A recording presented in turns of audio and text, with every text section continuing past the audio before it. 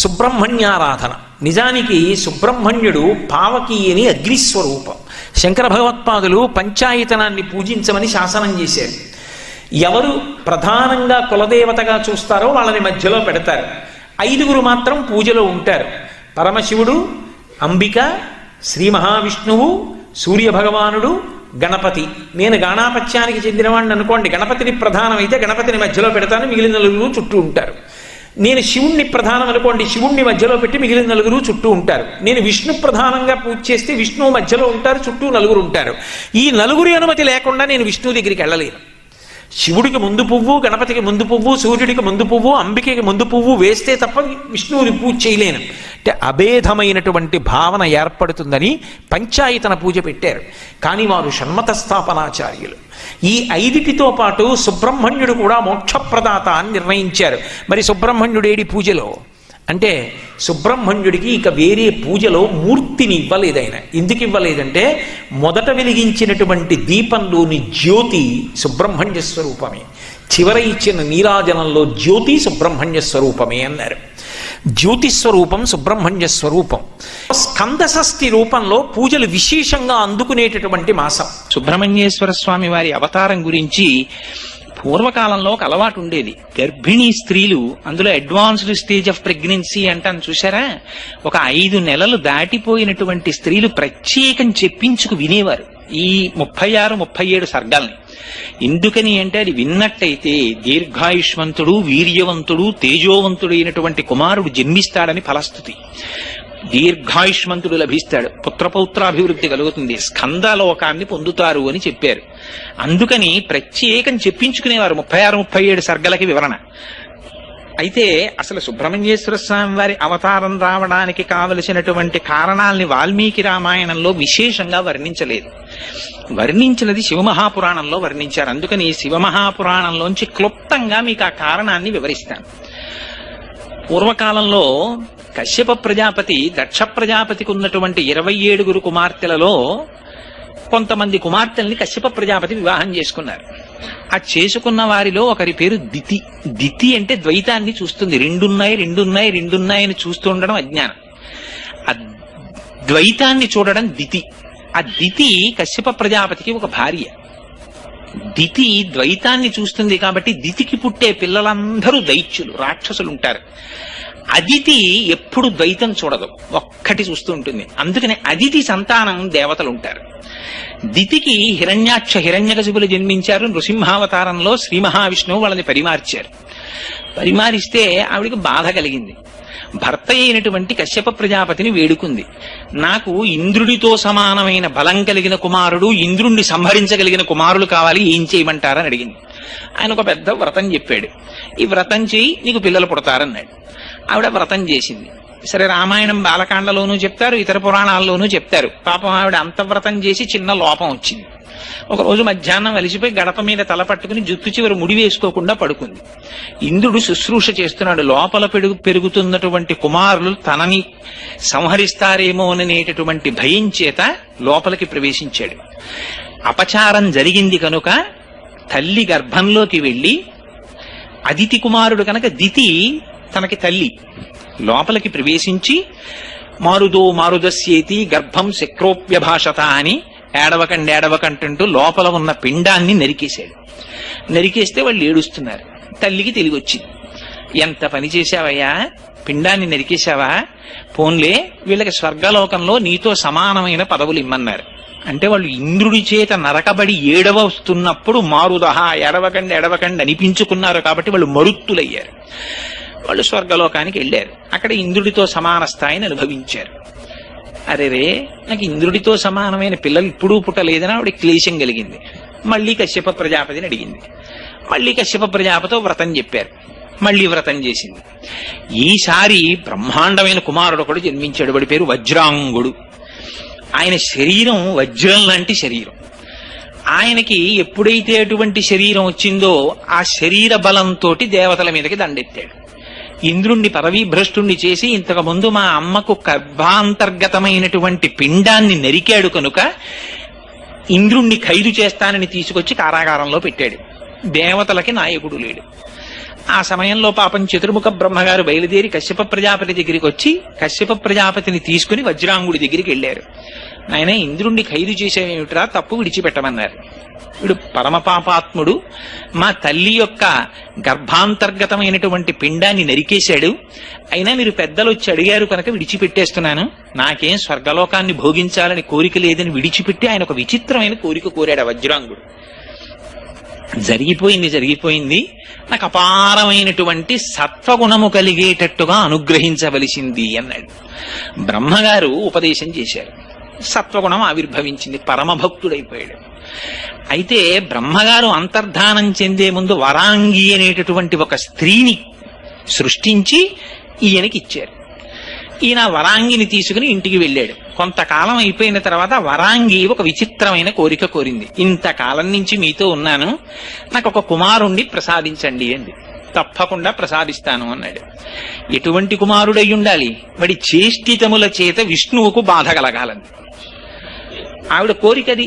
ఆయన భర్త సత్వగుణాన్ని పొందాడు, భార్య తమోగుణాన్ని పొందింది. అరేరే ఎంత మాట అడిగిందిరా, నేను ఇవాళ సత్వగుణంలో ఉన్నాను, ఇలాంటి కుమారుడు కావాలని అడిగిందని వెళ్ళి మళ్ళీ బ్రహ్మగారి గురించి తపస్సు చేశాడు. మళ్ళీ బ్రహ్మగారు ప్రత్యక్షమయ్యారు, ఏం కావాలన్నాడు. ఇదిగో ఎవ్వరి చేత ఓడింపబడినటువంటి కుమారుడు ఒకడు కావాలని అడిగాడు. తథాస్తు జన్మిస్తాడన్నాడు ఆయన. వచ్చాడు, వీర్యాన్ని భార్య యందు నిక్షేపించాడు. అటువంటి కుమారుడే సంభవించాడు. ఆ కుమారుడు సంభవిస్తుండగానే దిక్కులన్నట అగ్నిహోత్రం పుట్టిందిట. భూమి నుంచి ధూళి పైకి రేగింది.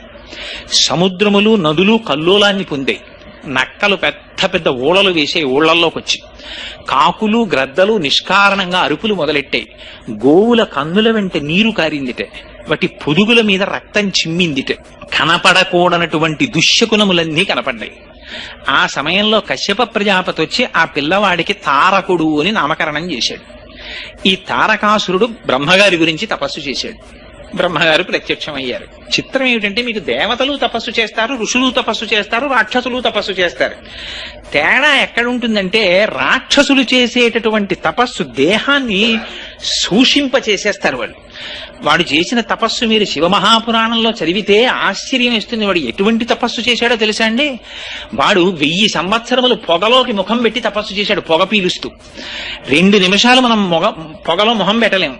వాడు 1000 సంవత్సరాలు పొగలో మొహం పెట్టి తపస్సు చేశాడు. 1000 సంవత్సరాలు బొటనవేలు మీద నిలబడి తపస్సు చేశాడు. 1000 సంవత్సరాలు చెట్టుకొమ్మ మీద నిలబడి తపస్సు చేశాడు. 1000 సంవత్సరాలు అగ్నిహోత్రంలో నిలబడి తపస్సు చేశాడు. 1000 సంవత్సరాలు నీళ్లలో నిలబడి తపస్సు చేశాడు. 1000 సంవత్సరాలు కన్నార్పకుండా సూర్యుని చూస్తూ తపస్సు చేశాడు. ఎంత క్లేశ పెట్టాడో చూడండి శరీరాన్ని. తప్పించిపోయాడు. బ్రహ్మగారి గురించి ప్రత్యక్షమయ్యారు చతుర్ముఖ బ్రహ్మగారు. ఏమి నీ కోరిక అన్నారు. మరి ఎంత చిత్రమైన కోరికలు కోరుతారో చూడండి. ఇంత తపస్సు చేసి రాక్షసులు వాడు అన్నాడు, బ్రహ్మగారు మీరు సృష్టి చేశారు కదా, మీ సృష్టిలో ఉన్నటువంటి వాడు ఎవ్వడూ నన్ను ఓడించకూడదు.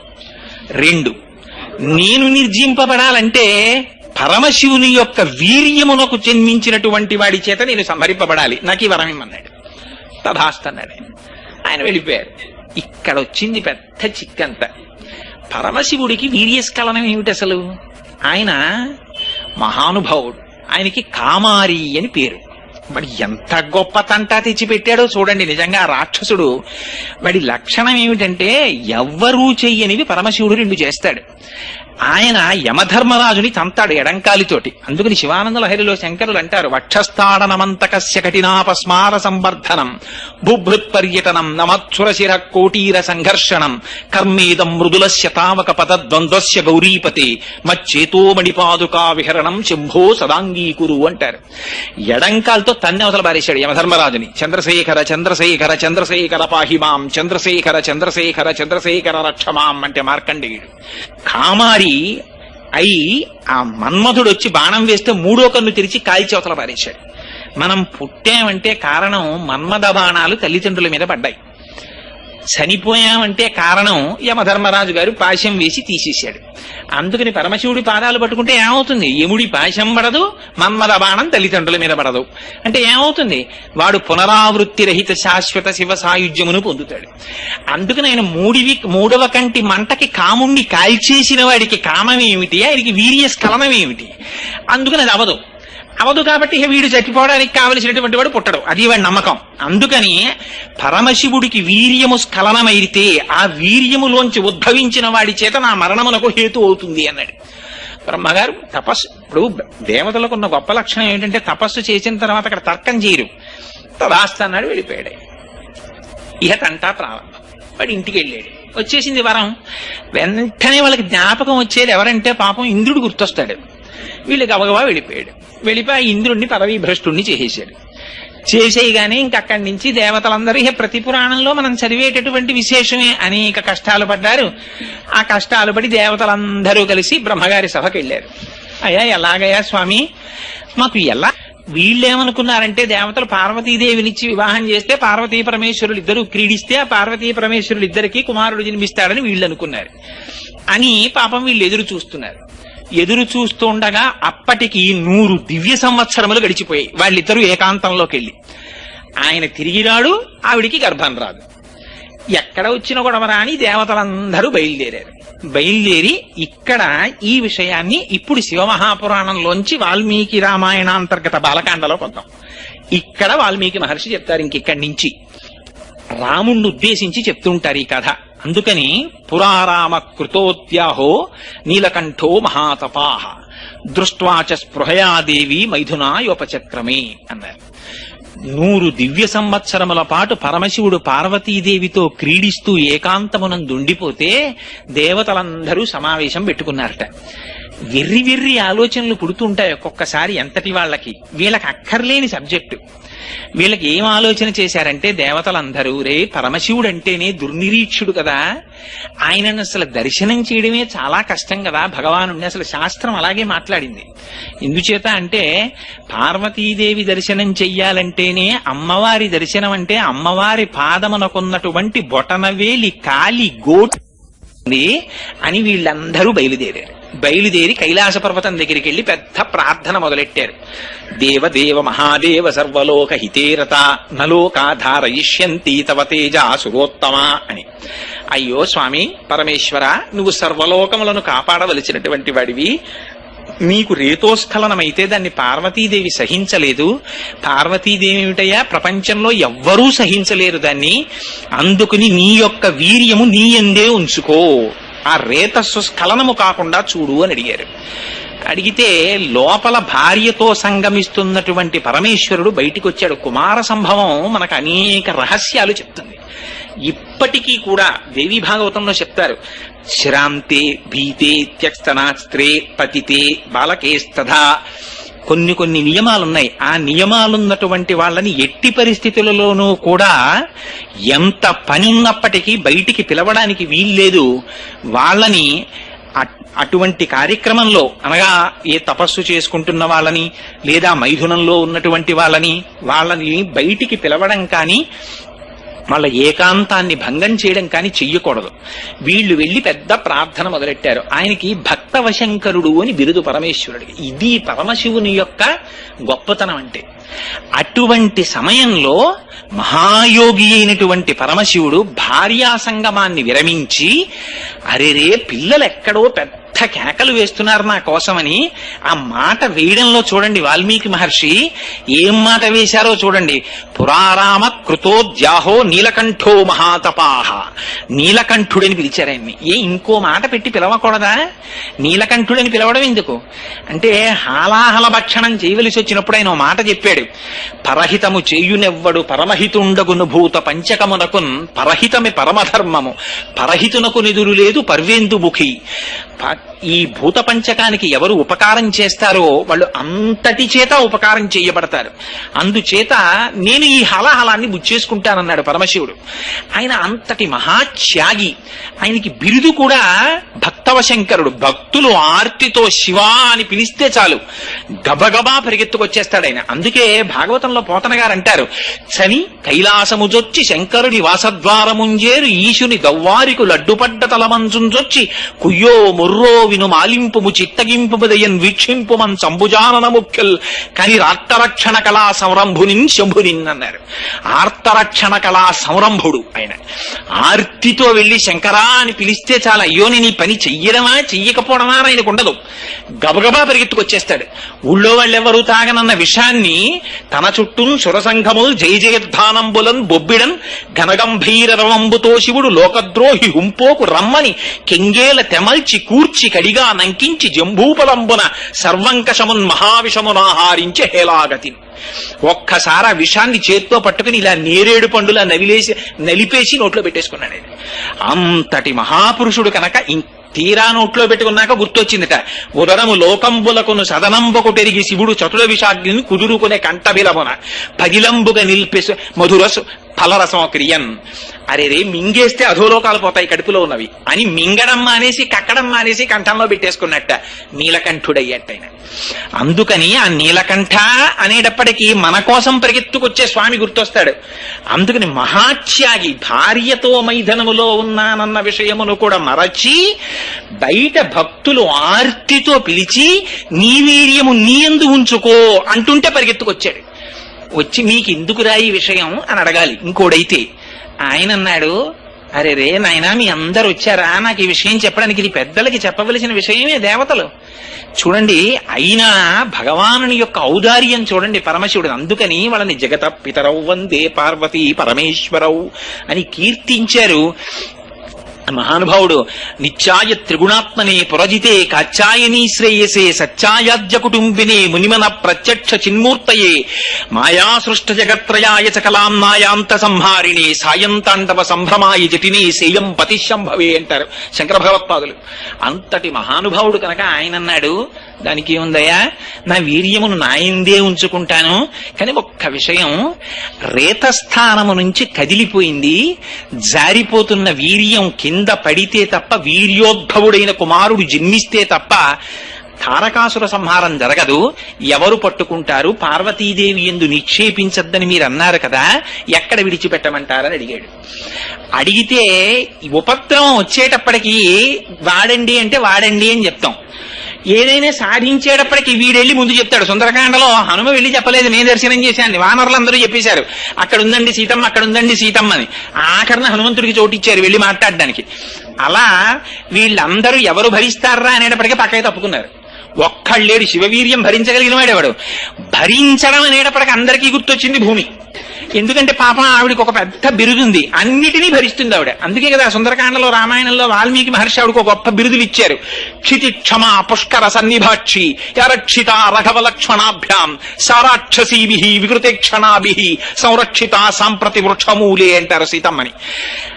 తినడానికి కావలసింది ఆవిడే ఇస్తుంది, కింద విడిచిపెట్టేసిన దాన్ని ఆవిడే పుచ్చుకుంటుంది, తాగడానికి కావలసింది ఆవిడే ఇస్తుంది, వీడు విడిచిపెట్టేసిన దాన్ని ఆవిడే పుచ్చుకుంటుంది, వీడు గుణపం వచ్చి గోతులు పెట్టేసినా ఆవిడ ఊరుకుంటుంది, ఆఖరికి వీడిని తీసుకెళ్లి ఆవిడలో పూడ్చి పెట్టేసినా ఒక్కనాడే ఆవిడికి నమస్కారం చేయకపోయినా కౌగిలించుకుని కడుపులో పెట్టుకుంటుంది.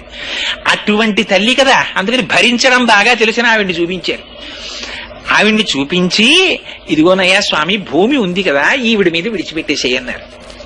అంటే ఆ భూమి ప్రతిఘటించలేదు. అందుకని పరమశివుడు తన రేతస్సుని భూమి మీద విడిచిపెట్టాడు. విడిచిపెట్టేటప్పటికీ యత్తేజ క్షుభితం ఏతద్ధరా ధారయిష్యతి తతో దేవా పునరిరమూచశ్చాద హుతాశనం అన్నారు వాల్మీకి మహర్షి. ఆ వీర్యం ప్రవహించడం మొదలెట్టింది భూమి మీద. అది ప్రవహించడం మొదలెడితే శివతేజస్సుని భరించగలిగినటువంటి వాడేవాడు. శివతేజస్సు అంటే శివుడే. ఇంకా భరించలేకపోయింది భూమి. భరించలేక గజ గజ గజ గజ వణికిపోయింది. వణికిపోతే అప్పుడు దేవతలందరూ చూశారు. వాళ్ళ గొప్పతనం చూడండి, ఆ తెలివితేటలు చూడండి వాళ్ళవి. ఎందుకు భూమి ఇంత కాలిపోతోందంటే తేజస్సు వేడిని వేడి భరించగలదు. అందుకని అగ్నిహోత్ర నువ్వు వెళ్ళి పుచ్చేసుకుని కొంత నీ కడుపులో పెట్టేసుకో అన్నారు. నువ్వు వేడి కదా, అందుకని నీలో పెట్టుకోమన్నారు. అంటే ఇందులో చమత్కారం కూడా ఏమిటంటే వాళ్ళు చేసిన పొరపాటుని పరమశివుడు చక్కదిద్దుతున్నాడు. ఎందుకని ఆయనే అష్టమూర్తి తత్వం మళ్ళీ పరమశివుడిదే. అందుకే కాంచీపురంలో పృథివీలింగం, జంబుకేశ్వరంలో జలలింగం, అరుణాచలంలో అగ్నిలింగం, చిదంబరంలో ఆకాశలింగం, శ్రీకాళహస్తిలో వాయులింగం, కోణార్కలో సూర్యలింగం, సీతాగుండంలో చంద్రలింగం, కాఠ్మండూలో యజమానలింగం. 8 పరమశివుని యొక్క మూర్తులే. అష్టమూర్తి తత్వం కనుక అగ్నిహోత్ర స్వరూపంతో వచ్చి ఆయనే కొంత వీర్యాన్ని మళ్ళీ తనలోకి తీసుకున్నారు. ఈ మిగిలిన వీర్యం భూమి మీద ప్రవహించింది. ఆవిడ భరించలేకపోయింది ఆ వేడిని. భరించలేక చిత్రం చూడండి, ఆవిడ తీసుకెళ్లి గంగలో వదిలేసింది. గంగ వేడెక్కిపోయి నేను భరించలేని తీసుకెళ్లి హిమాలయ పర్వతాల మీద వదిలేసింది, ఇంకొంచెం చల్లగా ఉంటాయని. హిమాలయ పర్వతాలు అమ్మ బాబోయ్ నేను భరించలేనని కిందకు వదిలేసింది. అక్కడ రెల్లు పొదలు పుట్టాయి. ఈలోగా జాత రూపమితి ఖ్యాతం అని ధాతువులన్నీ పుట్టాయి, లోహాలన్నీ పుట్టేశాయి. పెద్ద తెల్ల కొండ ఏర్పడిపోయింది, అది కైలాసం అయిపోయింది. అక్కడ రెల్లు పొదలు పుట్టాయి. ఆ రెల్లు పొదల్లో ఏడుస్తూ పిల్లవాడు కనబడ్డాడు. దివ్యం శరవణం చైవ పావకాదిత్య సన్నిభం, ఆయనే సుబ్రహ్మణ్యేశ్వరుడు అన్నారు. అయితే చిత్రం ఏమిటంటే వాల్మీకి రామాయణంలో ఇది చెప్పడంలో ఒక గమ్మత్తు పాటించారు. సంక్షిప్తంగా ఇలా చెప్పి వెంటనే అన్నారు, ఈ కొడుకు పుట్టాడు కదా వీళ్ళకి సంతోషం వచ్చేసింది. వాడు తండ్రి ఎన్ని కష్టాలు పడ్డాడో వీళ్ళకి అనవసరం, అమ్మయ్య సేనాధిపతి దొరికాడని వీళ్ళందరూ వెళ్లి పార్వతీ పరమేశ్వరులిద్దరికి నమస్కారం చేద్దామని వెళ్ళారు. పూలు పళ్ళు పట్టుకెళ్లి స్వామి ఓసారి వస్తే నమస్కారం పెడతామన్నారు.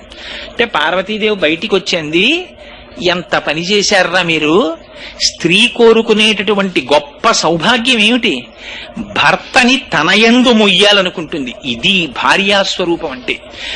భర్త తను ఒక్క తాళి కట్టిన భార్యకి తప్ప అన్యులకు ఇవ్వకూడనటువంటి కటాక్షం తనని తన భార్య యందు నిక్షేపిస్తాడు. ఆ భార్య తన పతి యొక్క స్వరూపాన్ని తన కడుపులో పెంచి పెద్ద చేసి ప్రసవిస్తుంది తప్ప తన స్వరూపాన్ని వేరొక చోట నిక్షేపించకూడదు పురుషుడు.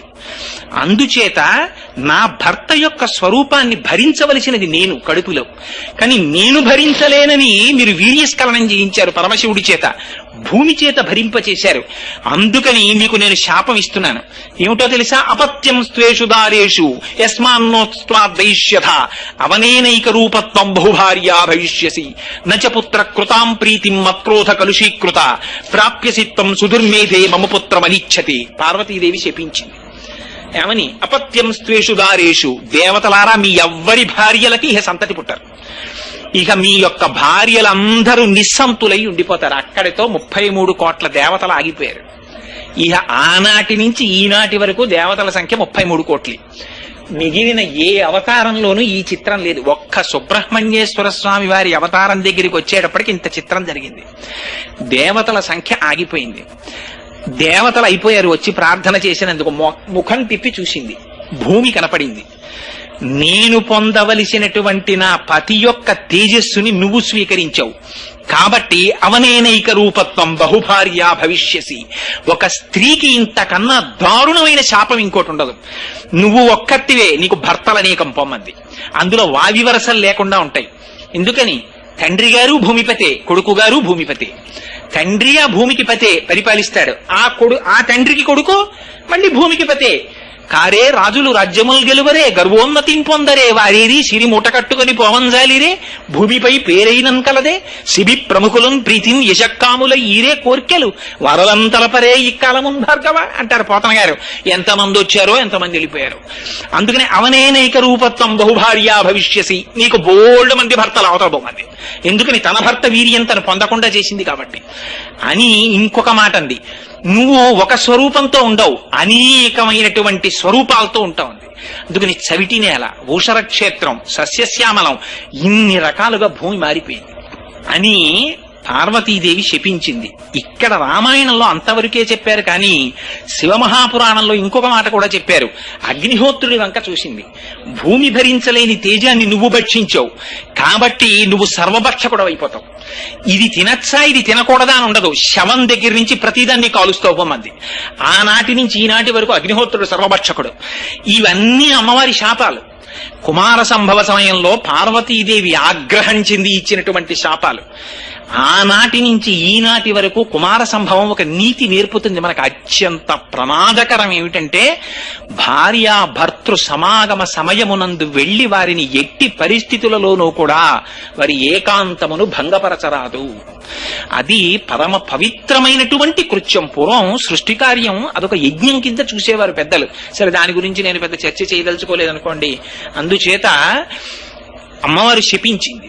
సరే, ఈ శాపములు అయిపోయిన తరువాత వీళ్ళందరూ దీనమైన ముఖాలు వేసుకున్నారు, వెళ్ళిపోయారు. పరమశివుడికి కారణమేమిటి? ఆయనకి లోక రక్షణ హేతువు కొరకు వీర్యాన్ని స్రవించాడు, కానీ అది వాళ్ళు భూమిని చూపించారు. భూమిని చూపించడంలో అరెరే రేతస్సు ఫలితాన్ని ఇవ్వలేకపోతోందని అగ్నిస్వరూపంతో కొంత తేజస్సుని దాచాడు ఆయన.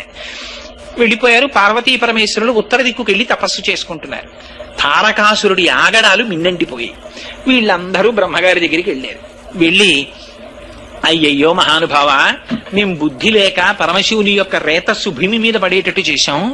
ఈనాడు దేవతలకి నాయకుడు లేడు, మమ్మల్ని ఏం చెయ్యమంటావని అడిగారు. బ్రహ్మగారు, నేను అప్పుడప్పుడు చెప్తుంటానే, ఆయన కన్సల్టెంట్ ఫిజీషియన్ లాంటివాడు. ఆయన చతుర్ముఖ బ్రహ్మగారి దగ్గరికి వెళితే ఆయన ఒక అద్భుతమైన సలహా ఇస్తాడు. ముందు డయాగ్నోసిస్, ఇది చెయ్యి ఏమిటో ఇక్కడ నొప్పెడుతోందండి అంటే ఊళ్ళో ఫలానా న్యూరాలజిస్ట్ దగ్గరికి వెళ్ళండి అని రిఫరెన్స్ రాసిస్తాడు. ముందు డయాగ్నోసిస్ ఆయన చేస్తాడు, పర్ఫెక్ట్ డయాగ్నోసిస్. అందుకని చతుర్ముఖ బ్రహ్మగారు అన్నారు, అబ్బాయి, ఇప్పుడు శివవీర్యాన్ని ధరిస్తే కదా అసలు పిల్లవాడు పుట్టడం. ఆవిడ శపించేసింది పార్వతీదేవి, అపత్యం స్త్వేషు దారేషు, దేవతల భార్యలు ఎవ్వరికీ పిల్లలు పుట్టరు. కాబట్టి ఇప్పుడు భరించేవాళ్ళు ఎవరు? పైగా మీకెవరికైనా ధైర్యం ఉందా? పోనీ ఇప్పుడు మళ్ళీ శివవీర్యాన్ని భరించేటటువంటి ఉద్దేశం ఏ స్త్రీకైనా ఉందా అంటే ఎవరు వస్తారు మళ్ళీ అమ్మవారికి తెలిస్తే? అందుకని ఎవరూ రారు. కాబట్టి ఎవరైతే ఆవిడ ఒప్పుకుంటుంది, తనకి తోడ పుట్టిందో ఒక ఆవిడుంది. ఎవరు? హిమవంతుని యొక్క పెద్ద కూతురు గంగాదేవి. తన అక్కగారే కాబట్టి బహుశః గంగాదేవి స్వీకరిస్తే ఆవిడికి కోపం రాకపోవచ్చు. అందుకని గంగలో శివవీర్యాన్ని విడిచిపెట్టండి. ఎక్కడుంది ఇంకా శివవీర్యం? అగ్నిహోత్రుడి దగ్గర ఉంది. ఆయన భూమి భరించలేనప్పుడు కొంత స్వీకరించాడు కాబట్టి అగ్నిహోత్రుడు అష్టమూర్తి తత్వంలో పరమశివుడే. అందుకని తీసుకువెళ్ళి అక్కడ విడిచిపెట్టు గంగలో అన్నారు. అంటే ఎంత జాగ్రత్త చూపించారో చూడండి. అందుకే కుమార సంభవం వింటే అటువంటి కుమారులు కలుగుతారనడానికి కారణం అది. ఈయన వెళ్ళి ప్రార్థన చేశాడు అగ్నిహోత్రుడు. ఏమని? గర్భం ధారయ వైదేవి దేవతానామిదం ప్రియం తస్య దద్వచనం శ్రుత్వా దివ్యం రూపమధారయత్. అమ్మా గంగా, దేవతలందరూ కోరుతున్నారు, పరమశివుని యొక్క రేతస్సు నా యందు ఉన్నది, దాన్ని నీ యందు విడిచిపెడతాను, నువ్వు అనుగ్రహించవలసింది అన్నాడు. అంటే తస్య దద్వచనం శ్రుత్వా, ఆ మాటలు విని ఆవిడ ప్రీతి పొందిందిట. ప్రీతి పొంది దివ్యం రూపమధారయత్, చక్కనైన రూపాన్ని పొందిందిట. అగ్నిహోత్రుడు సమాగమించాడు గంగాదేవితోటి. సమాగమించి శివుని యొక్క రేతస్సుని గంగలోకి ప్రవేశపెట్టాడు. ప్రవేశపెడితే అక్కడ ఎంత గొప్ప మాటలు వాడారో తెలుసా అండి? సర్వావయవముల యందు తృప్తిని పొందిందిట గంగ. పూర్ణాయుర్దాయము కలిగిన వాడు, గొప్ప తేజస్వి, వీర్యవంతుడు, తెలివైన వాడు, ఇటువంటి కుమారుడు జన్మించాలంటే ఆనుకూల్యము భార్యం యందుండి ఆరోగ్యవంతురాలై సమాగమనముకు సిద్ధపడి పరమ ప్రీతిపాత్రులైనటువంటి దేవతామూర్తుల దర్శనం చేస్తూ ఉండగా అటువంటి విషయాలు మనస్సులో నింపుకొని భార్య యందు సమాగమించినటువంటి వాళ్ళకి అపారమైన తేజోవంతులైన కుమారులు జన్మిస్తారు. ఇది కుమార సంభవం చెప్పేటటువంటి రహస్యం, నా సొంతంగా చెప్తున్నది కాదు.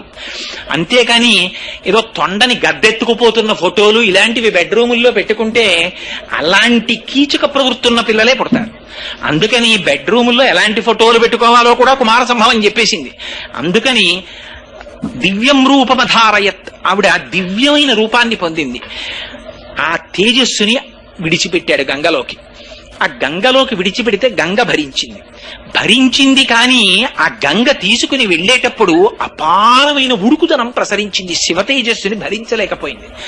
భరించలేక ఆ తేజస్సు కొంతవరకు వచ్చిన తరువాత ఇహ భరించలేక దాన్ని తీసుకుని వెళ్లి హిమాలయ పర్వత శిఖరముల దగ్గర విడిచిపెట్టేసింది. ఆ హిమాలయ పర్వత శిఖరముల దగ్గర విడిచిపెట్టినప్పుడు ఒక ఆశ్చర్యకరమైనటువంటి సంఘటన జరిగింది.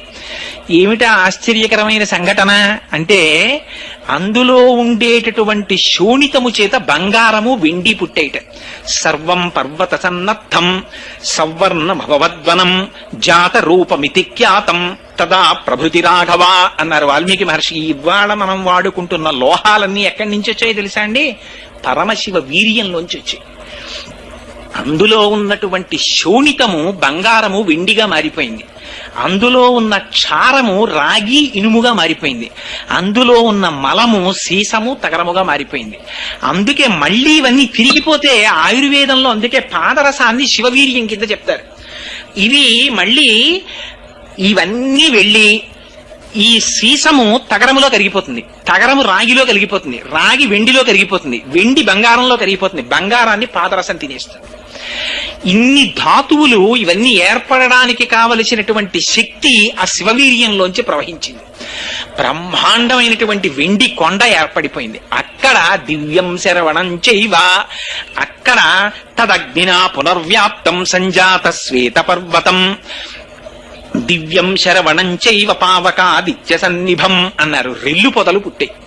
ఆ రెల్లు పొదల్లోంచి ఒక పిల్లవాడు జన్మించాడు. ఆ పిల్లవాడే శరవణ భవుడని పిలిచారు. అవి నిజానికి బీజాక్షరాలు. ఆయనది షడక్షరి మహామంత్రం సుబ్రహ్మణ్యేశ్వర స్వామి వారిది. అవే శరవణ భవ. ఆయనకి శరవణ భవ అన్నది బీజాక్షర సంయుక్తమైన నామం. సుబ్రహ్మణ్యేశ్వర ఎందుకు వచ్చింది అంటే సు అంటే శుద్ధమైన బ్రహ్మణ్య స్వరూపమైనది. ఆయన అగ్నిహోత్రం తీసుకొచ్చినటువంటి వీర్యము నుంచి జన్మించిన వాడు కాబట్టి ఆయనకి పావకుడు అని పేరొచ్చింది. ఇలా జన్మించినటువంటి పిల్లవాడికి పాలిచ్చేవాళ్ళు కావాలి కదా శిశువుకి, ఎవరిస్తారు పాలు? అందుకని వీళ్ళు గబగబా చూశారు దేవతలందరూ.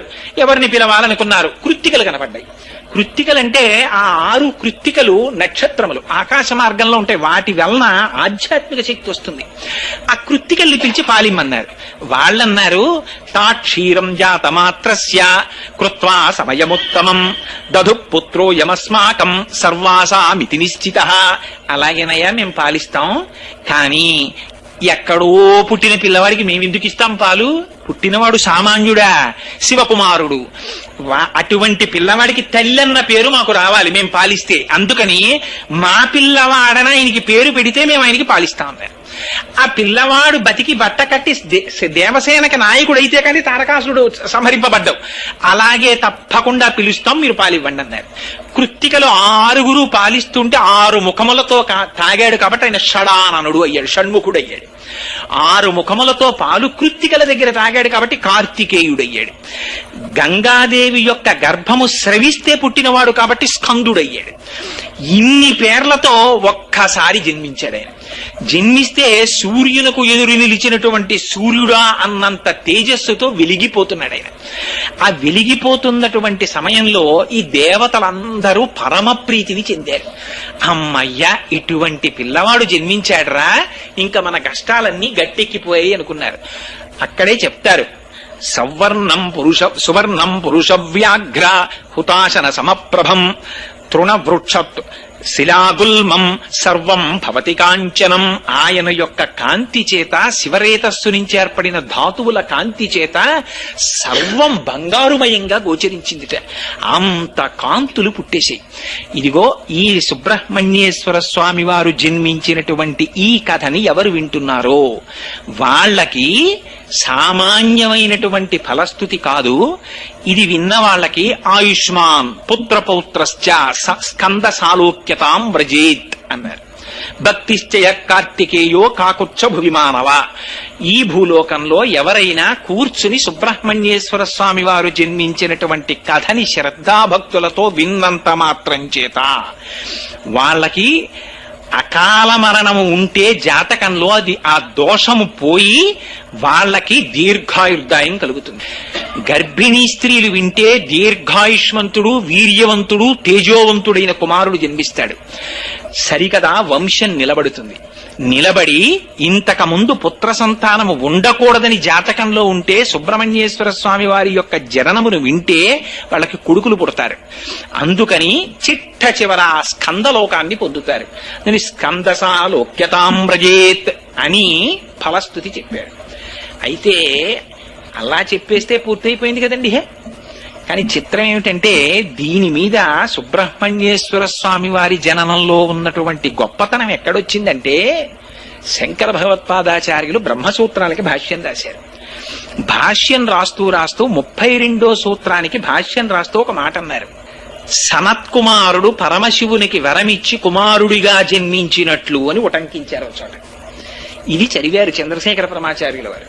చదివి సనత్కుమారుడు పరమశివుడికి వరం ఇవ్వడం ఏమిటి? అసలు పరమశివుడు ఇంకోళ్ళకి వరం ఇస్తాడు కానీ ఆయనకి ఈయన వరం ఇవ్వడం ఏమిటి అని ఆశ్చర్యం వేసి చంద్రశేఖర పరమాచార్యుల వారంతటి వారికి ఇది అర్థం గాక 20 సంవత్సరముల పాటు కనపడ్డ ప్రతి పండితుణ్ణి అడిగారు, మీకు ఈ విషయం ఏమైనా తెలుసా అని. అందరు పండితులు అయ్యో మాకేమిటో తెలియదండి, ఆ విషయం మేము ఎక్కడా వినలేదనేవారు. ఆఖరణ ఒకసారి 18 పురాణాలని తమిళ భాషలోకి అనువదించిన ఒక మహాపండితుడు ఎలా అయినా చంద్రశేఖరులకి విషయం చెప్పాలని పరిశ్రమించి భిక్షావందనం చేసి ఒక రోజున చంద్రశేఖరులకు వచ్చి చూపించాడు ఎక్కడదో ఈ రహస్యం. త్రిపురా రహస్యము అనేటటువంటి దాంట్లో మాహాత్యకాండలో ఉంది ఈ రహస్యం, సుబ్రహ్మణ్యేశ్వర స్వామి వారి జననం గురించి. అందులో అసలు రహస్యాన్ని బయటపెట్టారు. ఏమిటా రహస్యం అంటే, సనత్కుమారుడు అని మీరు వినే ఉంటారు. ఆయన బ్రహ్మమానస పుత్రుడు, పుట్టుకతోనే గొప్ప విరాగి, అపారమైనటువంటి జ్ఞాన సంపన్నుడు. అటువంటి సనత్కుమారుడికి బ్రహ్మము తప్ప వేరొకటి కనపడదు. ఆయనకి సర్వకాలముల యందు అంతటా బ్రహ్మాన్ని చూస్తారు. అటువంటి సనత్కుమారుడు ఒక రాత్రి నిద్రపోతుండగా కలొచ్చింది. దేవతలందరినీ రాక్షసులు పీడిస్తున్నట్టు ఆయనకి ఆగ్రహం వచ్చి సనత్కుమారుడే దేవతలకి నాయకత్వం వహించి బయలుదేరి రాక్షసులందరినీ సంహరించినట్టు కలొచ్చింది. ఆయన ఆశ్చర్యపోయారు, ఇదేమిట్రా, నేను బ్రహ్మాన్ని చూసేటటువంటి వాడిని, నాకు రాక్షసులని దేవతలని ఉండవు కదా, నాకు ఎందుకు ఇలాంటి కళ వచ్చిందని మర్నాడు ఎవరిని అడగాలి? వాళ్ళ నాన్నగారిని అడగాలి. అందులో బ్రహ్మగారి దగ్గరికి వెళ్ళారు. నాన్నగారు, నాకు రాత్రి విచిత్రమైన కళ వచ్చిందండి, పడుకుంటే ఏమిటో నేను దేవతలకి నాయకత్వం వహించేంట, రాక్షసుల్ని చంపేసేంట, ఇలా కళ వచ్చింది, ఎందుకు వచ్చిందంటారని అడిగారు. అంటే మనిషి యొక్క జీవితం ఎంత దూరం వెడుతుందో సుబ్రహ్మణ్యేశ్వర స్వామి వారి అవతార గాథ చెప్తుంది. అంటే బ్రహ్మగారు దివ్య దృష్టితో చూసో మాట చెప్పారు, నాయన నువ్వు కిందటి జన్మలో గొప్ప వేద పండితుడివి, నీకు వేదం అంటే మహామక్కువ, రాత్రి పగలు నీకెప్పుడు ఆ వేదమంత్రాలే చెప్తుండేవాడివి, వింటుండేవాడివి. నీకు వేదం అంటే ప్రీతి కనుక వేదము చేత ప్రతిపాదింపబడిన మంత్రముల చేత హవిస్సులను తీసుకుని లోకమునకు ఉపకారము చేసేటటువంటి దేవతలంటే మిక్కిలి భక్తి. ఆ దేవతలకి శత్రువులైన రాక్షసులంటే క్రోధం. అది జన్మ మారిపోయి ఇక్కడికి వచ్చేసిన ఆ సంపర్కం ఇంకా ఉండిపోయింది. ఇప్పుడు కలొచ్చింది, వచ్చి ఇంకా దేవతలకి నువ్వు నాయకుడివై రాక్షసుల్ని చంపాలని కోరిక ఉంది నీకు అన్నారు. కానీ ఇక్కడ చిత్రం ఏమిటో తెలుసా అండి, బ్రహ్మవాదికి సంతతము బ్రహ్మమును దర్శించేవాడి నోటి వెంట ఒక మాట అన్నాడు అనుకోండి, అది సత్యం అయిపోతుంది. వాడు సత్యం చెప్పడం కాదు, వాడు అన్నది సత్యం అవుతుంది. బ్రహ్మం పరమేశ్వరుడు దాన్ని సత్యం కింద మార్చేస్తాడు. అందుకని మరి సనత్కుమారుడికి కలొచ్చింది దేవతలకి నాయకుడు అవ్వాలని. ఎలా ఇప్పుడు దాన్ని సత్యం చేయడం? ఆయనేమో బ్రహ్మజ్ఞాని, ఆయనకి లోకంలో శత్రువు లేడు, మిత్రుడు లేడు. తుల్య నిందాస్తుతిర్మౌని సంతుష్టో ఏనకేనచిత్ తద్యేత స్థిరమతి భక్తిమాన్మే ప్రియోనర, ఆ స్థితిని పొందినవాడు. ఎలా? అందుకని పార్వతీ పరమేశ్వరులు కదిలొచ్చారు. కదిలొచ్చి నిలబడ్డారు. ఆయనకి ఇక్కడ బ్రహ్మం అక్కడ బ్రహ్మం ఏమిటి? నమ చోరాయిచ శేష్ప్యాయిచ ఫేన్యాయిచ శకత్యాయిచ హరిత్యాయిచ లోప్యాయిచ, ఎక్కడ చూసినా బ్రహ్మమే ఆయనకి. ఆ బ్రహ్మంలో బ్రహ్మం మళ్ళీ పరమశివుడు వస్తే కొత్త బ్రహ్మం ఏమిటి? అంతా బ్రహ్మమే. అందుకని ఆయన ఏం లేవలేదు, నమస్కారం చేయలేదు, అంతా శివుడే, ఇంకా కొత్త శివుడే ఉన్నా కానీ అలా చూస్తున్నాడు. ఆయన చూస్తుంటే పరమశివుడు పరీక్ష పెట్టాలనుకున్నాడు. ఏమో నీకు జ్ఞానిని చాలా అహంకారంగా ఉంది, నేను పార్వతీ సహితుడినై వస్తే లేచి నమస్కారం చేయలేదు, నిన్ను శపిస్తానన్నాడు. ఆయన అన్నారు, ఎవరిని శపిస్తావు? నువ్వోటి నేనోటి ఉంటే శపించాలి, నువ్వే నేను, నేనే నువ్వు, బ్రహ్మాస్మి, ఉన్నది పరబ్రహ్మం ఒకటే ఉంది, పరబ్రహ్మం పరబ్రహ్మాన్ని శపించడం ఏమిటి? శరీరాన్ని అది నేను కాదుగా, ఇంకా శాపం ఏమిటన్నారు. శివుడు ఆశ్చర్యపోయి ఆనందపడి నీకు వరం ఇస్తానన్నాడు. మళ్ళీ వరం ఇస్తానంటే ఏమిటి? వరం చేసి సుఖపడేది ఎవరు? బ్రహ్మానికి ఒకప్పుడు సుఖం, ఒకప్పుడు దుఃఖం ఉందా? అంటే వరం అంటే అయితే సరే ఇవ్వండి స్వామి అంటాడేమో చూద్దాం అనుకున్నాడు. మళ్ళీ వరం ఏమిటి? ఇలాంటి కొత్త కొత్త మాటలు నా దగ్గర మాట్లాడకన్నాడు ఆయన. అంటే పరమశివుడు చాలా ప్రీతిని పొంది, నువ్వు నాకు వరం ఇస్తావా అన్నాడు.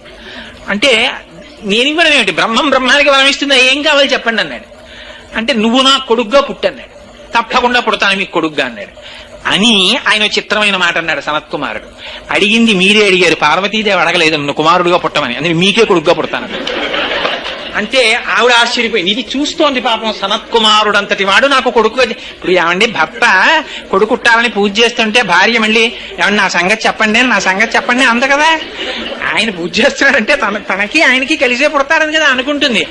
ఆవిడ తెల్లబోయింది, ఇదేమిటి ఇదే కొత్త మిలిక పెట్టాడేమిటినా, నీకే పుడతా, అసలు అలా ఎలా పుడతాడు? సృష్టికి విరుద్ధం కదా అది.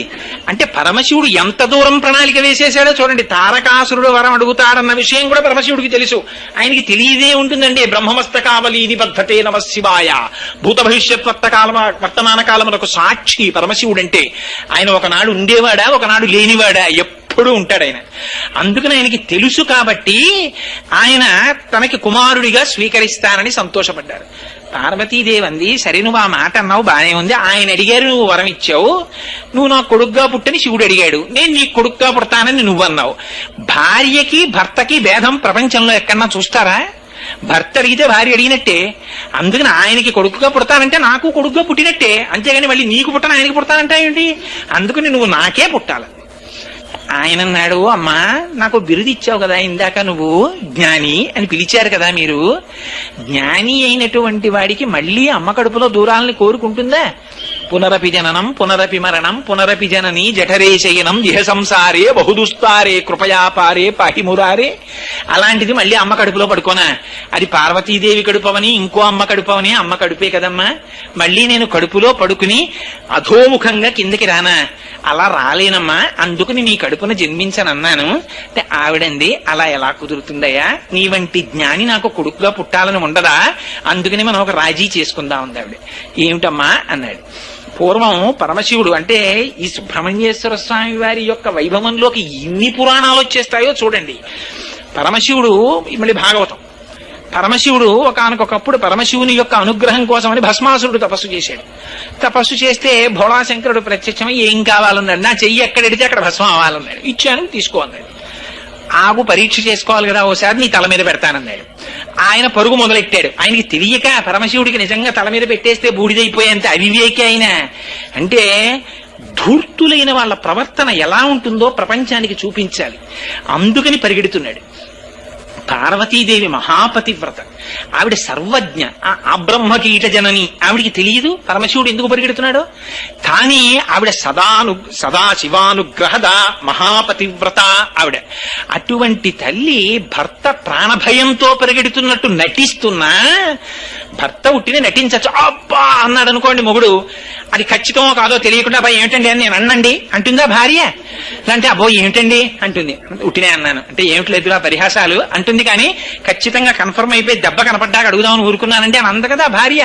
అలాంటిది మహాపతివ్రత అనకుండా ఉంటుందా? అందుకని ఆయన పరిగెడుతుంటే ఆవిడ నీరైపోయింది అన్నారు. అయిపోయి తన స్వరూపం కనపడకుండా తటాకం అయిపోయింది ఆవిడ. అదే శరవణం అంటే.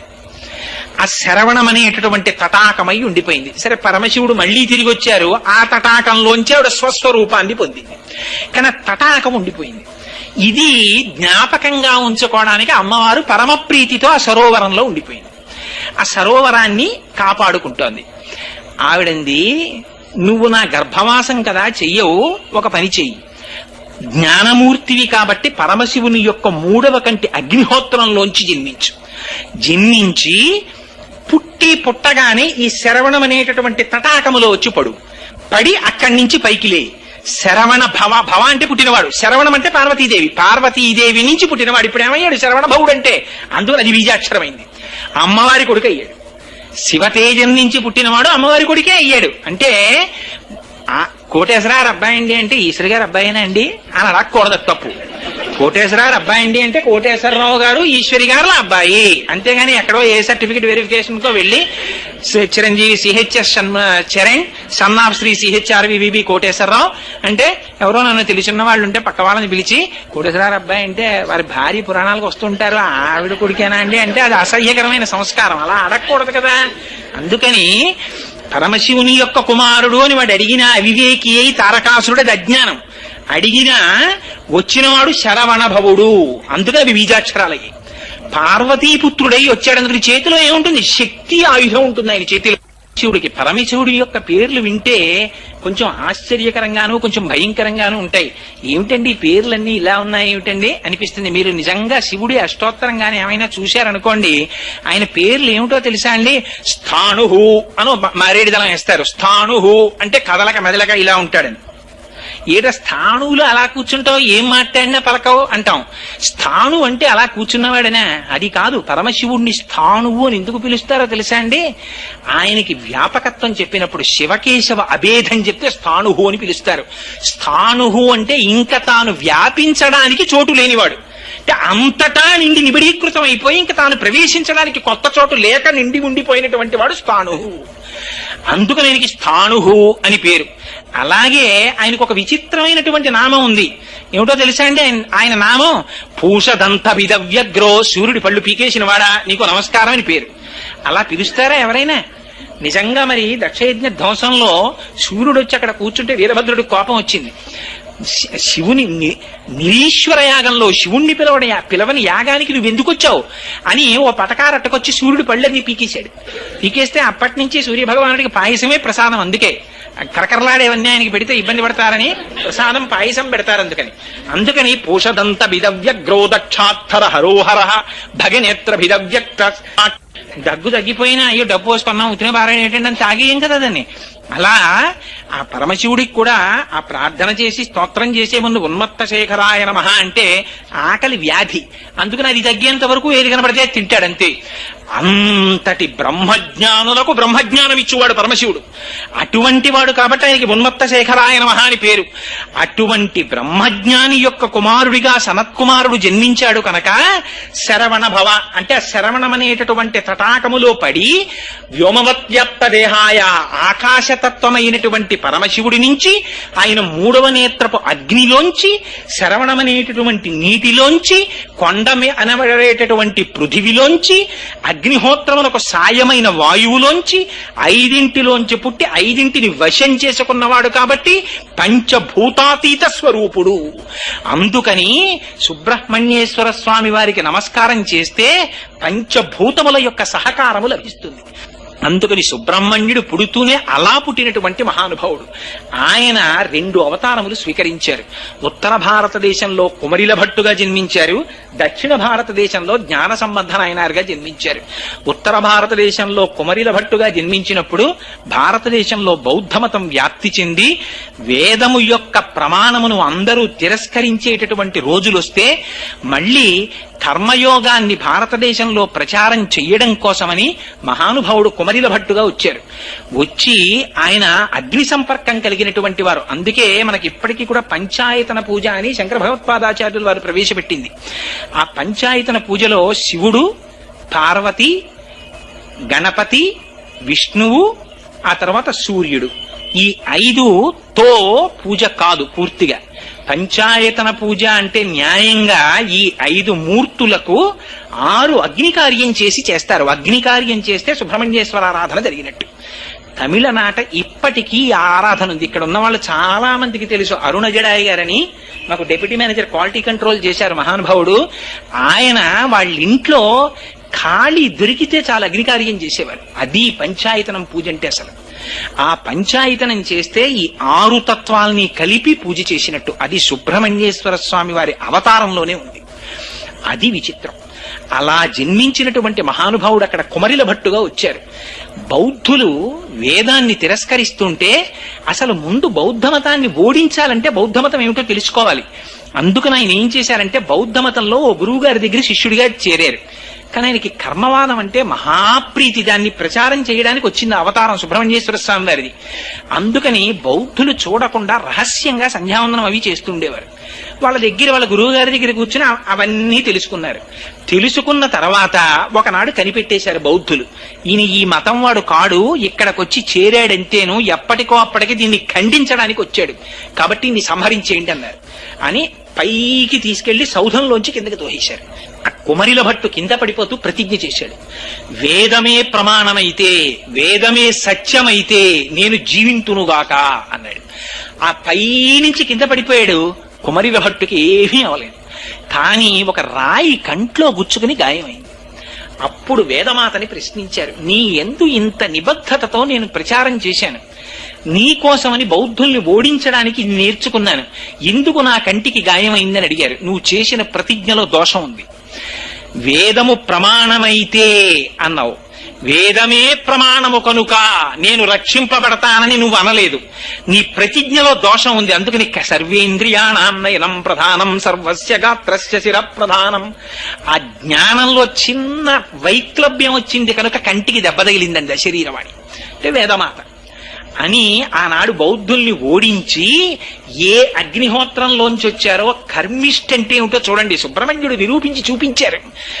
ఆయన చెయ్యకూడని అపరాధం ఒకటి చేశారు. ఒక గురువు దగ్గర చేరి ఆ గురువు మతాన్ని ఓడించడం కోసం వాళ్ళ దగ్గర నేర్చుకున్నారు. మరి అది కర్మిష్టి చెయ్యకూడని పని. నేను ఇటువంటి పని చేశాను కనుక దానికి ప్రాయశ్చిత్తం తుషాగ్నిలో దగ్ధమైపోతానన్నారు. తుషాగ్ని పేర్చేసుకుని తుషాగ్నిలో కాలిపోతున్నారు. అప్పుడు వచ్చారు శంకరాచార్యులు వారు. యోగ మార్గంలో వచ్చి వాదించడానికి రమ్మన్నారు జ్ఞాన మార్గం గురించి. నేను తుషాగ్నిలో దహించుకుపోతున్నాను, నా శిష్యుడైనటువంటి వాడు మండల విశ్రుడు ఉన్నాడు, వెళ్ళమన్నారు. మళ్ళీ యోగ మార్గంలో విడిపారు శంకరాచార్యులు వారు అప్పుడు. సరే, అది శంకర విజయాల్లో విషయం అనుకోండి, ఇప్పుడు నేను దాని గురించి పెద్ద ప్రస్తావన చెయ్యను. కాబట్టి ఉత్తర భారతదేశంలో కుమరిల భట్టుగా వచ్చారు, వచ్చి బౌద్ధ మతాన్ని ఓడించారు. దక్షిణ భారతదేశంలో జైన మతం ఉండేది పూర్వం. ఎంత కరడు కట్టిపోయిందంటే జైన మతం, మీకొక్క ఉదాహరణ చెప్తాను. సుబ్రహ్మణ్యేశ్వర స్వామి వారు జ్ఞాన సంబంధ నాయనరుగా వచ్చారు. జ్ఞాన సంబంధ నాయనరుగా వచ్చినప్పుడు శివపాద హృదయుడు అని సీర్గాళి అని అరుణజడాయి గారు వాళ్ళ సొంత ఊరది. అక్కడ ఆ శివపాద హృదయుడు, ఆయన భార్య భగవతి, వాళ్ళిద్దరూ పరమ పవిత్రమైనటువంటి దంపతులు. వాళ్ళకి ఈ జ్ఞాన సంబంధం ఆయన పుట్టారు. తండ్రి గారు సంధ్యావందనం చేసుకోవడానికి ఓ రోజు సాయంకాలం బయటికి ఎడుతుంటే ఈ పిల్లవాడు కాళ్ళకు అడ్డం పడ్డాడు. అడ్డం పడితే తండ్రి గారు తీసుకెళ్లి పిల్లవాడిని అక్కడ కూర్చోపెట్టి, ఆ సంధ్యావందనం చేసినప్పుడు చెరువుల దగ్గర నదుల దగ్గర స్నానం చేస్తే అఘమర్షణ మంత్రమనో మంత్రం చెప్పి నీళ్లలో ములుగుతారు. ఆ మంత్రం చెప్పి ములుగుతున్నారు. ములిగితే పిల్లాడికి తండ్రి కనపడలేదు, నీళ్లలో ములిగిపోయాడని భయం వేసింది. భయం వేసి ఎవరిని పిలిచి చెప్తాడు?